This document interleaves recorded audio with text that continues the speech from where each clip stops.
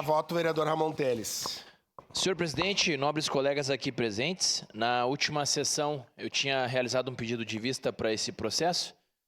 Sempre tenho o costume de lê-los antes da sessão e aqui eu tinha me deparado com alguns equívocos.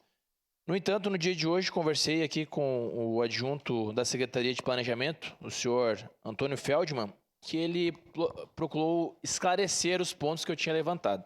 Então eu tinha falado que o mapa que estava anexado ao processo administrativo, assim como a certidão do imóvel, estavam equivocados.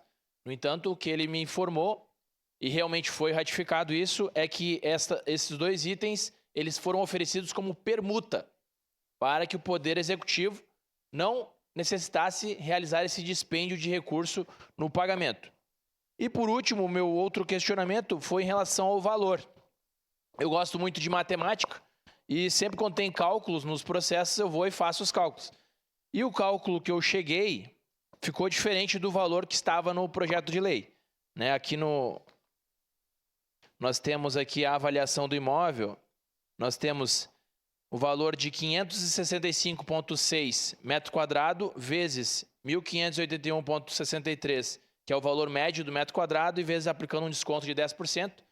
Se for fazer esse cálculo multiplicando os três itens, nós chegamos a 805.214,74, que é diferente dos 810 mil que está no projeto. Isso que eu não tinha entendido muito bem.